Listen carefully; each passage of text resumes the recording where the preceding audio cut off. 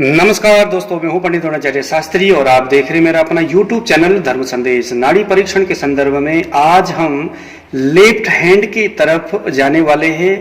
But इससे पहले जो 6 ऑर्गन्स के बारे में जो हमने चर्चा किया था, जिसमें से किसी भी इंडिविजुअल व्यक्ति के राइट हैंड में आप अपने 3 उंगली को रखेंगे। उसके बाद इंडेक्स फिंगर के सुपरफिशियली आपने कोलन और डीपली आपने लंग्स, मिडिल फिंगर के सुपरफिशियल आपने गॉल ब्लैडर और डीपली आपने लीवर, रिंग फिंगर के ऊपर यानी सुपरफिशियली पेरिकार्डियम और डीपली अंदर जाकर के आपने सर्कुलेशंस के बारे में जानने का प्रयास किया।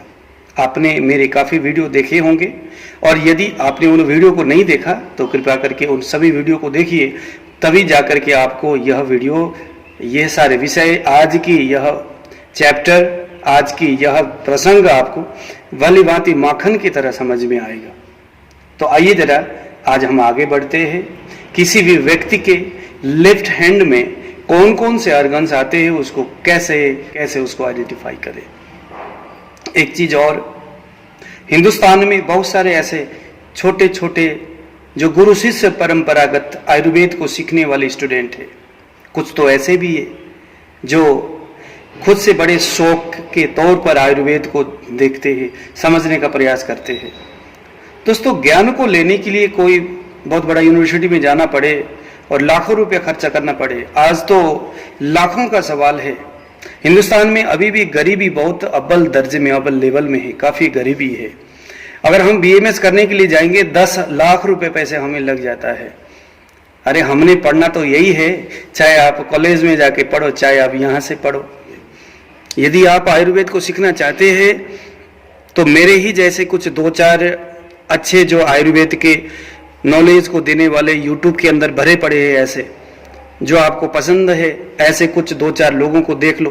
कोई नाड़ी परीक्षण कराने वाले, जैसे आप मेरे वीडियो को देखते हो तो आप वहां से सीखो। कोई आयुर्वेदिक दवाइयां किस तरह से उसको कंपोजिशन कैसे तैयार किया जाए, ऐसा कोई है, उसको आप देख लो।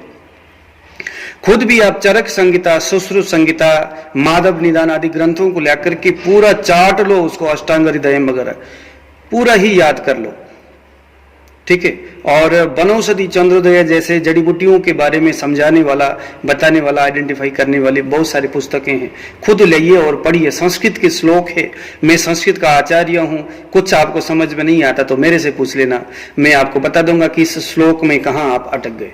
तो आइए जरा आज हम नाड़ी परीक्षण के संदर्भ में लगे रहिए, बने रहिए मेरे इस वीडियो को। कुछ लोग कह रहे थे सर हमें बहुत ज्यादा समझ में नहीं आ रहा है, हम आपके पास आकर के सीखना, प्रैक्टिकली सीखना चाहते हैं। तो यदि आपके भी मन में ऐसा कुछ है तो मैं आपको बताऊं कि अभी जो मैं आपको सिखा रहा हूं, अलग अलग जो पार्टिकुलर जो ऑर्गन है उसको कैसे जाना जाए, वहां से कैसे अलग अलग रोगों को उसमें देखा जाए, बस इतना अभी आप इसको याद कर लो।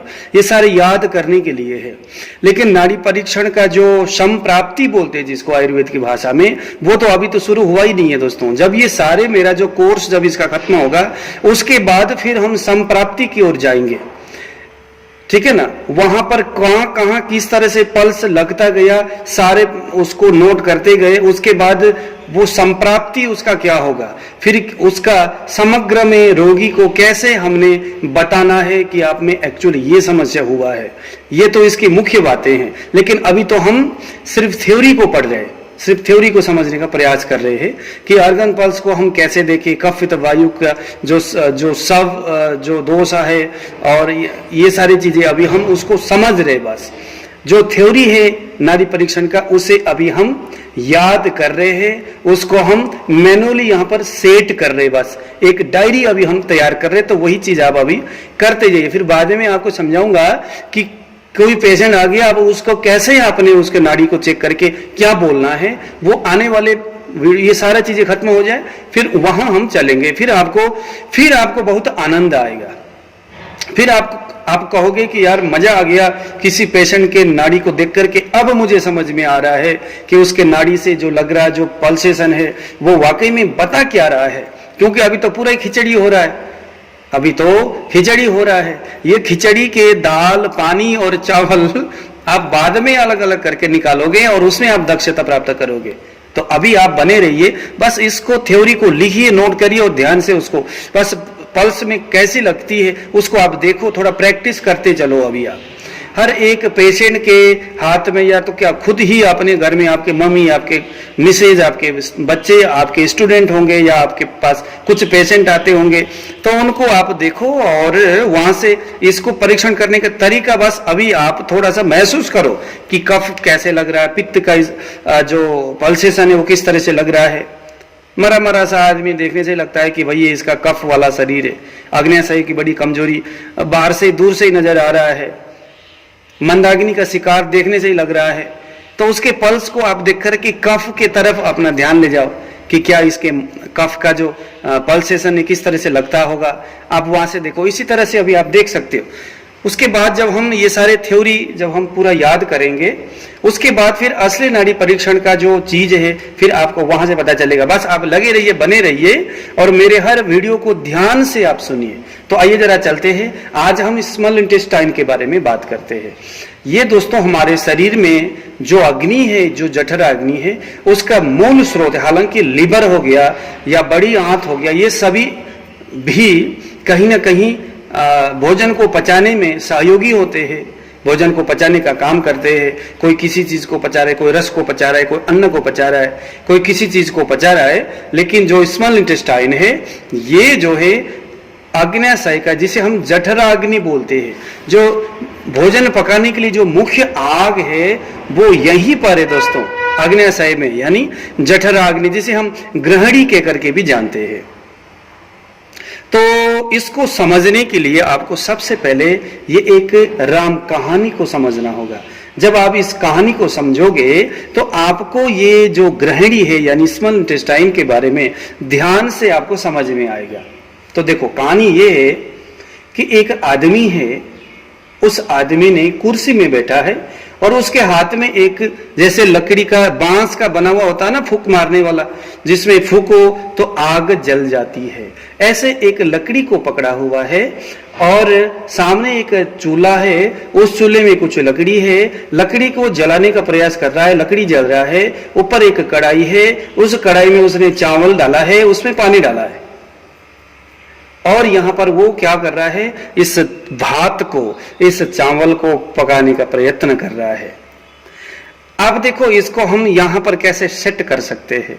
बस यही क्रिया आपके ग्रहणी में यानी आपके स्मॉल इंटेस्टाइन में हूबहू यही क्रिया हो रहा है। इंसान के शरीर में जो कुछ भी गति हो रहा है वो प्राण वायु के ही माध्यम से हो रहा है। प्राण वायु आपके संपूर्ण शरीर में व्याप्त है, विचरण करता है। हर प्रकार के, चाहे वो हार्मोन्स हो, चाहे वो रक्त हो, चाहे वो रज हो, चाहे वीर्य हो, रस, रक्त, मांस, मेद आदि 7 धातु हो, मलमूत्र आदि जितनी भी जो चीजें हैं, उन सबको आगे और पीछे करना सब प्राण वायु का काम है। कल भी मैंने इसके बारे में बताया था। प्राण वायु का निवास स्थान कहाँ है, ये मैंने आपको पहले वायु वाले भेद में बताया था। इंसान के मस्तिष्क से लेकर के उसके हृदय के ऊपरी हिस्से, उस बीच में प्राण वायु का मुख्य निवास स्थान है। हालांकि रहता सभी जगह है शरीर के, लेकिन प्राण वायु को ढूंढने के लिए अगर कहीं जाए तो उसके हार्ट से ऊपर और उसके मस्तिष्क कोशिकाओं के उसी बीच में प्राण वायु का निवास है। यानी आपके मस्तिष्क में क्या कुछ चल रहा है उसमें कहीं ना कहीं प्राण वायु का ही कहीं ना कहीं हाथ है। प्राण वायु कमजोर होने से आपके मस्तिष्क में नेगेटिव गति होगा। प्राण वायु के कमजोर पड़ने से आपकी आग्नेयशय भी कमजोर पड़ रहा है, क्योंकि उसी प्राण वायु ही इस भोजन को पकाने में ऑर्गेनाइजर का काम कर रहा है। प्राण वायु का ही एक विशेष दायित्व है कि वो भोजन को सही विधि से पकाए, सही मात्रा में पकाए। प्राण वायु एक बहुत बड़ा ऑर्गेनाइजर है। इंसान के शरीर रूपी इस पीड़ा में ये बैठा है और प्राण वायु रूपी यह इंसान जो है समान वायु रूपी इस सोते से, इस लकड़ी से आपके पूर्व पचित जो अन्न है, जो अग्नि का रूप बन चुका है, वह रूपी लकड़ी के माध्यम से जठराग्नि रूपी आग को ग्रहणी रूपी इस चूल्हे के अंदर जला करके आपके स्टमक रूपी इस बर्तन में, आपके स्टमक रूपी इस बर्तन में स्थित क्लेदक कफ रूपी इस पानी के संयोग से अभी अभी खाया हुआ जो अन्न है वहां पर पकाना शुरू करता है। यहां जो अन्न है उसे आप अभी कुछ देर पहले जो आपने भोजन किया था वो समझ लो। अब बिना पानी तो ये भोजन पकेगा नहीं, तो जो पानी है दोस्तों वो क्लेदक कफ है। क्लेदक कफ उस अन्न को अपने से उसको क्लेदन करता है, उसको चिकना कर देता है और वहां पर वो पानी के रूप में होता है। और नीचे से अग्नि जब यहां पर जलता है तो आपके स्टमक में स्थित यह जो भोजन है वो पकना शुरू होता है। तो यहां पर इतना जो एरिया है यही जाठराग्नि है, यही छोटी आंत है, इसे ही हम स्मॉल इंटेस्टाइन बोल रहे। इसका काम इतना ही है कि हमारे पहले खाए हुए अन्न से प्राप्त अग्नि से अभी खाए हुए अन्न को पचाने के लिए जो अग्नि का संपादन प्राण वायु जो कर रहा है वही सभी गति हमें इस ग्रहणी से यानी इस छोटी आंत से हम जानते हैं। अब जरा इससे इस कहानी से आपको समझ में आया होगा, प्राण वायु में अगर कहीं डिसबैलेंस हो जाता है, प्राण वायु रूपी इस आदमी में अगर कमजोरी आ जाए तो आपके अग्नि को जलाने वाला, क्योंकि ये निरंतर जलाता है, इसको थकता नहीं, अगर खुद ये कमजोर पड़ गया तो ऑर्गेनाइजर ही अगर कमजोर पड़ गया तो ऑर्गेनाइज जो कार्यक्रम है उसका क्या हाल होगा। जो पाक की जो क्रिया है उसमें फिर यहां पर व्यवधान आ जाता है, समस्या हो जाता है, अग्नि सही तरीका से प्रदीप्त नहीं होगा और फलस्वरूप आपका भोजन पचेगा नहीं। तो यहां पर न पचने के फलस्वरूप अग्नि की कमी होने से आपके यहां पर यानी कि स्मॉल इंटेस्टाइन में कफ की सिम्टम्स आपको दिखेगा। यहां पर किसी कारणवश ये आग अगर ज्यादा जल जाए तो यहां पर पित्त का सिम्टम्स नजर आएगा। अब यहां पर कभी तो बहुत ज्यादा जले और कभी बिल्कुल भी कम जले, यानी जो विषम अग्नि है वो वायु का प्रतीक समझ करके हमने इस कोलन में जो वायु है उसी का प्रभाव यहां हमने देखना है। तो ये चीजें आपको, ये कहानी आपको जरूर समझ में आया होगा। अन्न का पाक यहां भी होता है, अन्न का पाक बड़ी आंत में भी होता है, अन्न का पाक स्टमक में भी होता है। इन तीनों स्थान में अलग अलग विधि से एक ही अन्न का अलग अलग तरीका से अलग अलग चीजों का संग्रहण, उत्सर्जन और उसका निर्वहन, ये सारी क्रियाएं होती है। ठीक है जी, स्मॉल इंटेस्टाइन। तो आइए जरा देखते हैं, किसी भी व्यक्ति के लेफ्ट हैंड को आगे बढ़ाओ और आप अपने 3 उंगलियों को वहां पर रखो, जिसमें से जो हमारा जो इंडेक्स फिंगर है उस इंडेक्स फिंगर को आपने सुपरफिशियली किसी भी व्यक्ति के उंगली में रखना है, जैसे मैंने यहां पर रखा। ये है हमारा इंडेक्स फिंगर। अब अगर हमने डीप में जाना है तो एकदम नीचे दबाना है, लेकिन अभी हमने सुपरफिशियली देखना है ऊपर। लेकिन देखते वक्त आपका आदत क्या होनी चाहिए, नाड़ी चेक करने का आदत क्या है? नाड़ी चेक करने का आदत यही है, सबसे पहले तो देखो कि कहां पर पल्सेशन लग रहा है। जब देखा कि भाई हाँ मुझे अब मिल गया, यहाँ जहां 3 उंगली में जब लगे बिल्कुल, तो हमने सबसे पहले आदत नाड़ी परीक्षण के लिए एकदम नीचे प्रेस कर लो, पूरा ये बंद हो जाए। फिर उसके बाद धीमे धीमे ऊपर की ओर उठाओ और उठा करके सुपरफिशियली देखना है या डीपली देखना है या 6ठे नंबर में देखना है, 7वें नंबर में कहाँ देखना है। नीचे से ऊपर की ओर आना है, ऊपर ऊपर जाकर के रखोगे तो अब ज्यादा समझ में नहीं आएगा।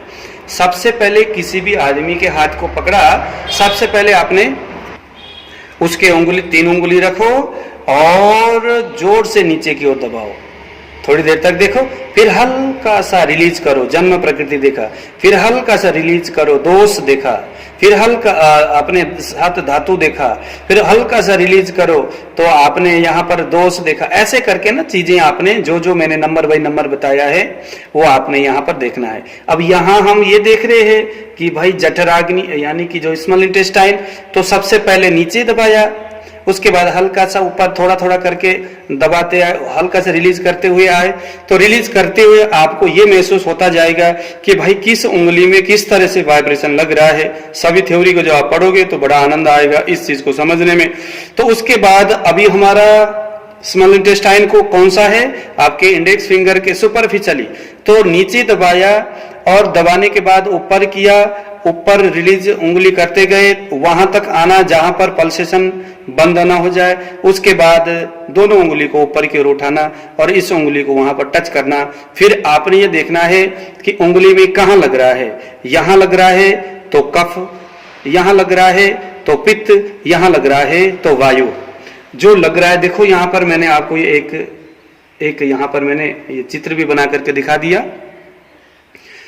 वायु में छोटी छोटी लेकिन मंद मंद सा, बहुत कम वाइब्रेशन में मंद मंद और बहुत छोटे छोटे किरकिर किरकिर किरकिर करके वहां पर ऐसे लगता है जैसे कि सर्प दौड़ रहा है, इस तरह का यहां पर नजर आएगा। पित्त में एकदम आपको ऐसा लगेगा कि जैसे आपके उंगली में कोई चुभन सा हो रहा है ना, एक तीर जैसा, एक जैसे डॉट पेन का जो नुकीला सा भाग है उसको मान लो कि यहां पर हम ऐसे करके टच कर रहे, कुछ ऐसा आपको यहां पर लगेगा, है ना। ऐसे करके जब ये टच करता है तो कैसा लगता है, इस तरह का महसूस पित्त में होगा। और कफ में तो थोड़ा सा ऐसा लगता है कि जैसे हाथी जमीन में ऊपर से, जैसे हाथी चलता है ना गजगति में, मैंने जो उससे पहले जो बताया था, अक्सर गजगति ही अक्सर यहां दिखाई देता है, या बिल्कुल भी धीरे धीरे करके मूवमेंट हो रहा है, मूव कर रहा है, और गति भी उसकी बहुत कम है, उसकी है ना तीव्रता भी बहुत कम है, उसकी जो पल्सेशन है ऊपर लगने की जो बल है, बल भी बहुत कम है। तो आपको जब आप इसको प्रैक्टिस करोगे, देखने का प्रयास करोगे, तो आपको आसानी से सारी चीजें आपको समझ में आ जाएगी। तो अगर मान लो कि ये लेफ्ट साइड में अगर आपको यहाँ पल्सेशन लग रहा है तो समझ लो कि यहाँ पर कफ का प्रभाव है ग्रहणी में। अगर सेंटर में लग रहा है तो ग्रहणी में पित्त का प्रभाव है। और अगर राइट साइड में अगर ये पल्सेशन हो रहा है तो समझ लो कि आपके जो छोटी आंत है, या जिसे हम स्मॉल इंटेस्टाइन बोल सकते या ग्रहणी बोल सकते, वहां पर वायु का प्रभाव है। तो आइए जरा देखते हैं कफ का क्या कौन कौन सा समस्या है, पित्त का कौन कौन सा और वायु का कौन कौन सा है। अगर मान लो कि ये कफ वाले भाग में पल्सेशन लग रहा है और बहुत मंद मंद गति से यहाँ पर लग रहा है, तो आपने रोगी को पूछना है, ये समझना है, क्योंकि ये आग है ना, या तो आग वाला स्थान है, आग के तीन ही गति होगा, या तो बहुत तेज आग है, या तो बहुत मंद आग है, या तो विषम आग है, कभी तेज कभी मंद, विषम अग्नि है। तो वायु से विषमाग्नि, पित्त से तीक्ष्ण अग्नि, कफ से मंदाग्नि, ये तीन चीजें आपने कफ, पित्त और वायु को देख करके आप अंदाज लगा सकते हैं। अगर कफ होगा, मंदाग्नि से तमाम समस्याएं होती है। यहां से हमने बस अग्नि को देखना है, इसका तीक्ष्ण अग्नि है, विषमाग्नि है या मंदाग्नि है। अब मंदाग्नि से जो समझ, जैसे हाई कोलेस्ट्रॉल, ये मंदाग्नि से ही होता है। अरुचि, खाना खाने की रुचि ना होना, भोजन करने की रुचि ना होना, मंदाग्नि से होता है। डायबिटीज भी मंदाग्नि से ही होता है, और थायराइड, हाइपोथायराइड भी मंदाग्नि से होता है। तो इस चीज को समझने में आपको जरा सी भी टाइम नहीं लगेगा। इस चीज को आप आयुर्वेद के ग्रंथों से आप पढ़े ही होंगे, मंदाग्नि का क्या क्या समस्या है। तो वहां आप अंदाज से उस रोगी को आप कह सकते हैं, भाई कफ स्पाइक हो रही है तो हाई कोलेस्ट्रॉल, अरुचि, मधुमेह और थायराइड, हाइपोथायराइड, ये कफ के स्पाइक से हो रहा है, आप कह सकते हैं। अगर पित्त स्पाइक हो रही है, यहाँ पर है ना, सेंटर में बज रहा है यहाँ पर, ठीक है, तो आप कह सकते हैं बहुत तीक्ष्ण अग्नि है इसका। तीक्ष्ण अग्नि, बहुत ज्यादा भोजन कर रहा है फिर भी उसको भूख लगती है, जैसे ऐसी स्थिति आती है ना कि भाई बंदा खाना भी बहुत खा रहा है, ये खाऊं वो खाऊं, पानी भी पी रहा है, भोजन करते ही जा रहा है, मगर उसका पेट भर ही नहीं रहा है। तो ऐसी स्थिति भी तीक्ष्ण अग्नि की स्थिति से आता है। तो ये आपके जो स्मॉल इंटेस्टाइन, जो छोटी आंत है, वहां पर पित्त के, यानी कि उसके अंदर गर्मी बढ़ रहा है। जठराग्नि में गर्मी होने से, जठराग्नि बहुत तेज होने के फलस्वरूप तीक्ष्ण अग्नि की वजह से उस आदमी भूख ज्यादा लग रहा है और भोजन ज्यादा करता है, और थोड़ी देर में फिर उसका जो है कि काम तमाम एकदम खत्म कर देता है, मतलब लेटिन होना शुरू हो जाता है।